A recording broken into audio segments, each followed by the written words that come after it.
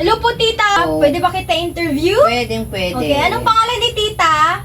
Marivic Aguirre. Alam mo ba si Jose Rizal, tita? Siyempre, bayani ng Pilipinas. So, bakit nga ba siya tinawag na pambansang bayani? Dahil siya ang nagsakripisyo at pinagtanggol niya ang Pilipinas. Exactly. Tama naman si tita. Sino kaya ang makabagong Jose Rizal sa lipunan o sa makabagong panahon? Mga kabataan. Paano mo nasabi, tita, na isa pa lang makabagong Jose Rizal ang mga kabataan? Siyempre, sila ang pag-asa ng bayan.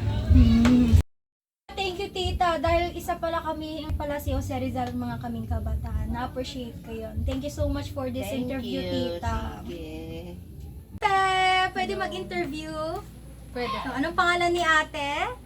Hana Sofnia Luis. So, ate, kilala mo ba si Jose Rizal? Yes.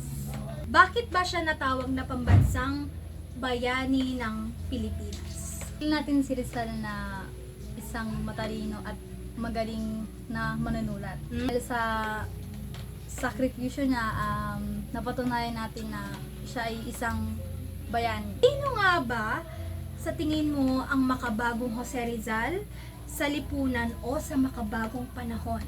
For me, yung mga nakaupong opisyales, your attorney Alisa Shinatan, parang isang bayani. Natutulungan niya yung mga tao, sakripisyo niya bilang isang pinuno. Ayun. So maraming salamat, Thank you so Ate much. Hana, for this interview. Okay? That would be all po. Pwede ba kitang interviewin, Lo? Sige po. Ibigay nga po natin ang pangalan ni Lolo.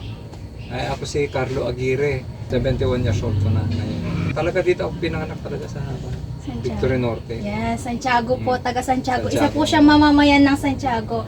Isa po siya aking lolo po. Ama ng aking ina. Kilala niyo po ba si Jose Rizal? Meron din akong natatandaan. Pero alam ko na espesyal na tao siya. Bakit po ba siya tinawag na pambansang bayani? Tawag na pambansang bayani. Marami rin kasi siyang nagawa. Marami siyang nagawa para sa bayan. Mabuti siyang tao. Kastila. At umaabuso na kasi ang mga Kastila. No? Kaya gawa mo na siyang mga story-story. So, kung ganun po ang nalaman niyo po, sino nga ba, sino sa tingin mo ang makabagong Jose Rizal sa lipunan o sa makabagong panahon natin ngayon? Ang present time ngayon, si President Marcos, si PBBM. Kasi hindi ko nakita ko sa ngayon sa pag-andar sa loob ng 3 taon. Nakita ko, naramdaman ko, hinahangaan ko siya. Dahil siya ang wala nang iba kasi sa buong Pilipinas. Siya lang. Kita niyo pong makabagong Jose Rizal ngayon ay si PBBM.